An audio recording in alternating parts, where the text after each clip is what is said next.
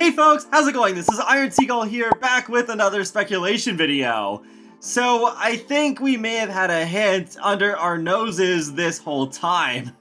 And, well, it's regarding improved babies and cars. There was a blog post, which I'll link to in the video description below, that came out a little bit after the Star Wars game pack, since, well, the community was in rough shape, considering not many people asked for a Star Wars game pack, and there's still so many things in the game that people want that we still don't have after almost 7 years at this point.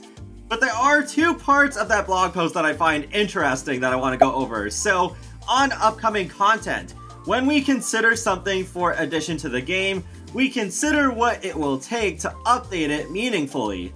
This is just as true for babies as it would be for cars, bunk beds, or any other number of feature requests. Sometimes there is foundational technology we need to work through, and sometimes we need to dig into designs more deeply to make sure we understand your expectations. This work takes time, and we don't update you on these projects until they become more real. Game development in general can feel like a long process, and like most of the world, we are adjusting to a continued state of working from home. In just a matter of weeks, we'll be sharing more about our next expansion pack, and well, now we know that turned out to be Snowy Escape, which we've been working on since last year. I want to set expectations now though, that cars, babies, farms, and bunk beds are not part of this expansion pack. We understand how important these features are to you, but we want to be honest that they are not part of this upcoming pack. Back when I originally covered this, I was already thinking, this seems like they may be somewhat but not completely confirming these four things. I just found it odd that instead of just generally saying, yeah, there's a lot of things that you are requesting and we're hearing you, but it does take a long time for these projects to be completed because underlying technology, that sort of stuff. But I just was really surprised that those specific things were called out of, well, anything that they could have said. So it did make me think, okay, well, if we start getting those things soon, then maybe that was a hint after all. And at this point, we have half of those things. We got bunk beds in the spring, and in July, we're getting cottage living, which is basically fulfilling the farming requests. So now that we do have 2 out of those 4 highly requested things, I feel like this theory holds more water now, that it is more likely that we will get improved babies and cars. I already figured we would get these eventually because so many people ask for them. It would be a really bad move to just never do them at all. However, this does seem like a bit more of a credible hint than looking at something like an object description and trying to figure out if it's a hint or not. I also find it interesting that bunk beds and farming did not come all that far apart, though I don't think that necessarily has to apply to the cars and improved babies. I do think there is a strong chance that we'll get one of those two though, because considering we are getting this next expansion pack in July, I think there is still a very good chance that we will get another expansion pack just in time for the holidays. It just makes sense because with the holidays, it's such a lucrative time for sales with people buying gifts for each other. So to have this sort of like flagship title for The Sims 4 that would come out around that time, then it just makes sense. I don't think they would settle for a stuff pack or a game pack as a holiday release.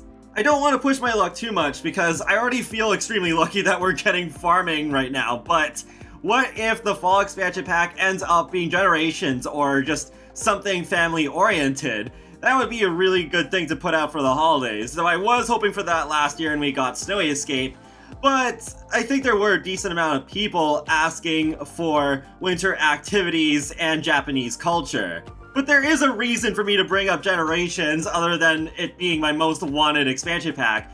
It's that improved babies would be a perfect fit. If we got improved babies in a free update, and then the expansion pack comes out a few days later, then I think that would make a whole lot of sense. A similar sort of thing could happen with cars, because what if instead of Generations, we got a Hobbies expansion pack in time for the holidays? Something along the lines of The Sims 2 Free Time, where it adds more of a proper hobby system and a whole bunch of new activities to do. Sure, there is the likes and dislikes system that we got recently with that activities category, but then it's more just like liking or disliking something. There isn't as much depth to that.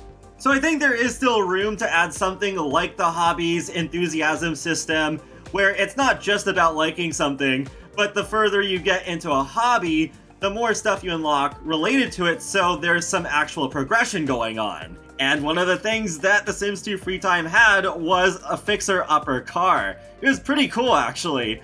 And I think this would be an interesting way to bring cars back. So maybe not just one car could be like that. Maybe we could have multiple fixer-upper cars, and the cars could have some required maintenance every once in a while, so that there would be more gameplay to them than they had in like The Sims 3 or even The Sims 2. Because with The Sims 4, yeah, it's a closed world, so you wouldn't see the cars driving all the way from Willow Creek to San Myshuno.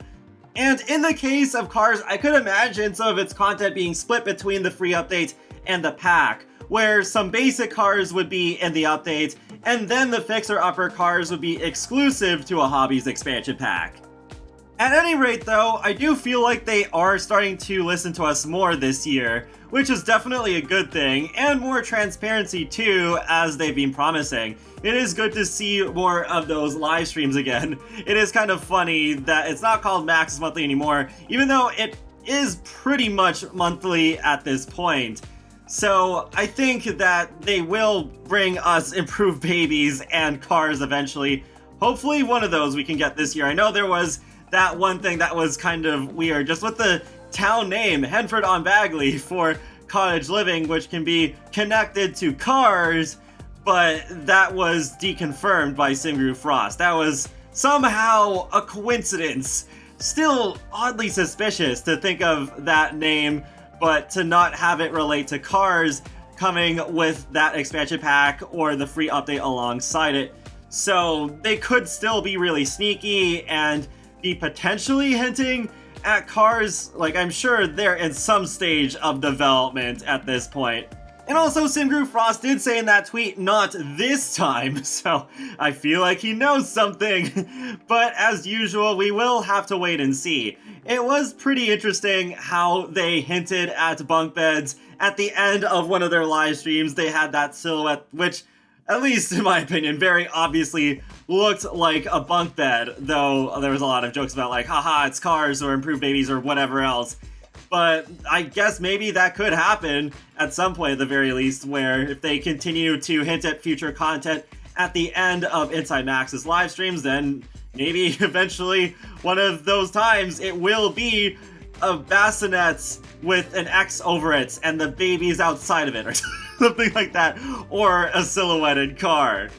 Or maybe they could just cut to black, but all you hear is a car starting up. That would be fun. But yeah, that's basically it for this speculation video. I do think this is a rather interesting hint. In retrospect, it really does feel like they were hinting at farming and bunk beds becoming a reality and potentially improved babies and cars too. So feel free to let me know your thoughts in the comment section below, and be sure to subscribe if you want to keep up with my latest gaming content, including life simulations and more. So I will talk to you all later, and have a great day. Thanks for watching!